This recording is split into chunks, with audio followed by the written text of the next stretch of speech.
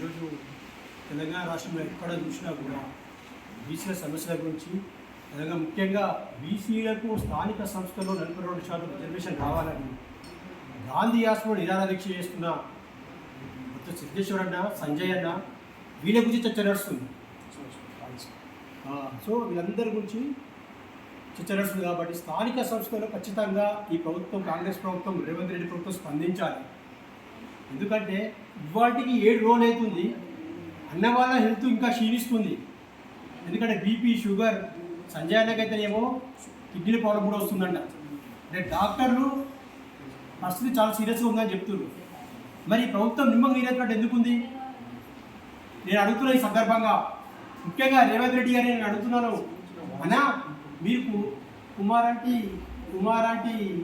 ఒంటరి కాడకపోతే మాత్రం ఆమె ఉంటుంది ఏదో ప్రాబ్లం ఏదని మాత్రం మీరు గట్టిగా స్పందిస్తారు.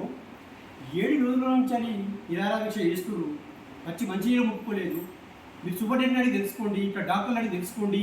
ముఖ్యంగా మా రాజారామన్న, ఇంకా మిగతా చామకూరు రాజన్న, కేవీ గౌడన్న, చాలామంది కూడా, అదేవిధంగా పెద్దలు చాలామంది కూడా ఈ నిరాహార దీక్షలో భాగంగా ఇక్కడ ఉండి చూస్తున్నారు.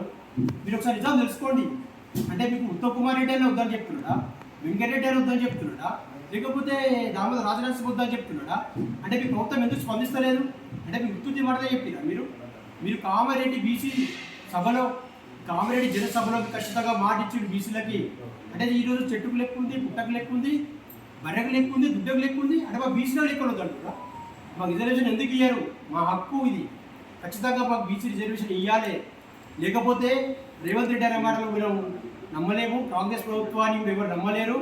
ఉత్తమ్ కుమార్ రెడ్డి చెప్పిన ఉత్తమ మాటలు అవుతాయి, రేవంత్ రెడ్డి రబ్బత మాటలు అవుతాయి. ఒకసారి గమనించుకోవాలి మీరు. ప్రజలు బీసీ సమాజం మొత్తం ఉద్యమం ప్రజల చేతికి వెళ్ళిపోయింది. నిజంగా వాళ్ళ ప్రాణాలను తెగించి ఈరోజు నిరాహార దీక్ష చేస్తున్నారు. ఖచ్చితంగా వాళ్ళకి కాపాడాల్సిన బాధ్యత మీ పైనే ఉంది. వాళ్ళకి ఏమైనా మాత్రం రాష్ట్రం అగ్నిగుండం అవుతుంది.